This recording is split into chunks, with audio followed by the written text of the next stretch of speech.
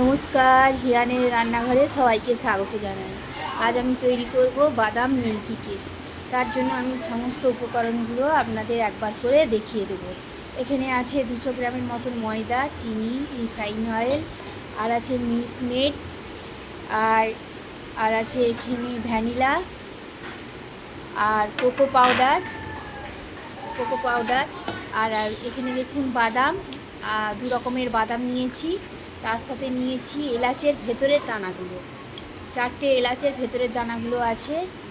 আর আছে দুধ,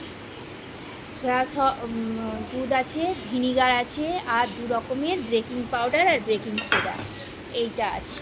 আর এখানে আছে সামান্য ঘি। এই সমস্ত উপকরণগুলো আমার বাদাম মিল্কি কেক তৈরি করতে লাগবে। আর আছে এখানে লিকুইড দুধ।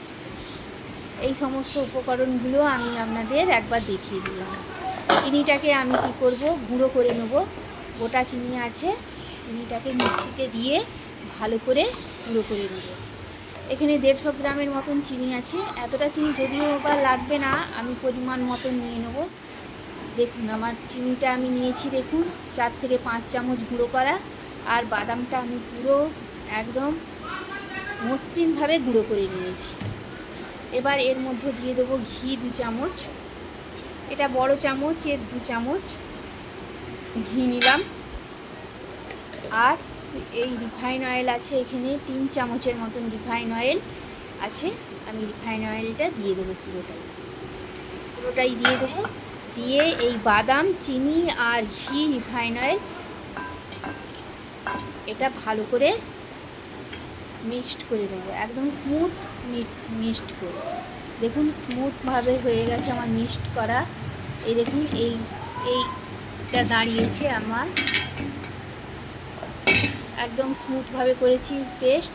এবারে আমি ময়দাটা আস্তে আস্তে, সব একসাথে ঢালবো না, অল্প অল্প করে ঢেলে এটার সাথে মাখাবো। অল্প অল্প ঢাললাম, কিছুটা দিলাম। এটা 150 গ্রামের মতন ময়দা আছে,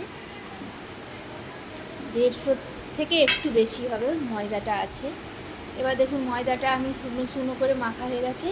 এবার এখানে দুধটা আস্তে আস্তে ঢালবো, পুরো দুধটা একসাথে ঢালবো না, আস্তে আস্তে দুধটা ঢেলে এটাকে ভালো করে আমি মাখবো, সুন্দর করে মাখবো।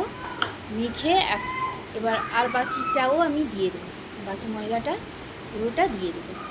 দিয়ে এবার আমি একটা স্মুথ বাটার তৈরি করবো, নয় পাতলা নয় একদম গাঢ়। এই দেখুন এইভাবে আমি ব্যাটারটা তৈরি করলাম। এবার আমি দিয়ে দেবো এখানে পরিমাণ মতন, আমি আন্দাজে নিচ্ছি, আপনারা চামচ মেপে নেবেন। এখানে চা চামচের 1 চামচ কি একটু কম আমি কোকো পাউডার নিয়েছি।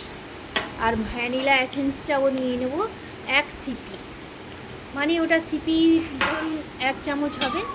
কিছুক্ষণ পর দিচ্ছি আমি। এখানে দেখুন মিল্ক মেড লিকুইড দুধ, আমি এখানে 2 চামচ থেকে 3 চামচ আমি চা চামচের আন্দাজ মতন মেপে দিয়ে দেবো। 2 চামচই হবে, আমি এটা ঢেলেছি, আপনারা 2 চামচই দেবেন। দিয়ে এবার ভ্যানিলা এসেন্সটা আমি আন্দাজে দিয়ে দিচ্ছি, এক চামচ, চা চামচের 1 চামচ দিয়ে এবার আমি এই ব্যাটারটাকে ভালো করে মাখব। এটার সাথে ভালো করে মেখে একটা, এই দেখুন ঘন একটা ব্যাটার তৈরি হয়েছে আমার, একদম পাতলা নয় আর একদম গাঢ় নয় হয়েছে। এবার আমি এখানে দিয়ে দেবো ভিনিগার দেবো 1 চামচ, আন্দাজ মতনই দিচ্ছি, আপনারা চামচ মেপে দেবেন পরিমাণ মতন। 1 চামচ হয়ে গেছে আমার চা চামচে। এই ভিনিগারটা দিয়েও একবার ভালো করে এটাকে গুলিয়ে নেব, ভালো করে গুলবো। এবার দেখুন ভালো করে গোলা হয়ে গেছে আমার ব্যাটারটা, কিন্তু একই লেভেলে আছে, ব্যাটারটা একটুও নরম হয়নি আর একটুও মোটা হয়নি, একই লেভেলে। এখানে সোডা আছে, সোডা হচ্ছে নিয়েছি আমি 1/2 চামচ, আর বেকিং পাউডারটা নিয়েছি 1 চামচ। দিয়ে এটাকে ভালো করে মাখবো, ভালো করে এটার সাথে ভালো করে মিক্সড করে নেব। মিক্সড করে ব্যাটারের লেভেলটা একই পরিমাণ আছে, দেখুন আমি বারবার দেখিয়ে দিচ্ছি লেভেলটা। এবার এইটার সাথে দেখুন তেল মাখিয়ে আমি একটু ময়দা মাখিয়ে দিয়েছি, পুরো বাটিটাতে ময়দা মাখিয়ে দিয়েছি। এবার আমি এটাকে ঢেলে দেবো, পুরো ক্রিমটা ঢেলে, পুরো ব্যাটারটা ভালো করে এতে ঢেলে একদম প্লেন করে নেব কৌটো বাটিটা। দেখুন পুরো ব্যাটারটা আমার ঢালা হয়ে গেছে। ঢেলে একটু আমি নাড়িয়ে নিচ্ছি যাতে কোনো ফাঁক না থাকে, এইভাবে নাড়িয়ে নিচ্ছি।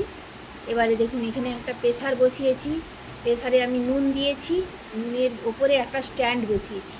কারণ স্ট্যান্ড না থাকলে এমনি বসাবেন নুনের ওপরে। আর এই প্রেসারে করলে এটা কম সময়ের মধ্যে হয়ে যায়, এটা 30 মিনিট যায় না, 30 মিনিটের আগে 20 মিনিটের ভেতরেই এটা হয়ে যায়।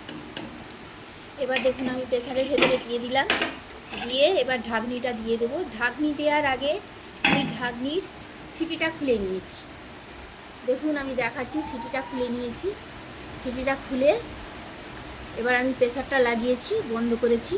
এটা 20 মিনিটের ভিতরে এই কেকটা রেডি হয়ে যাবে। প্রেসারে এই কেক খুব তাড়াতাড়ি হয়, কম সময়ে। এবারে দেখুন উপরটা আমার কত সুন্দর হয়ে গেছে, কেকটা প্রায় হয়ে এসছে। উপর থেকে দেখুন কিছু লাগছে না, একদম শুকনো ড্রাই হয়ে গেছে। দেখুন কত সুন্দর উপরে কেকটা হয়ে গেছে, কালারটা কত সুন্দর এসছে। আবার কিছুক্ষণ চাপা দিয়ে রেখেছিলাম, রাখার পর দেখুন আমি একটা খাঁটি ঢুকিয়ে দেখছি।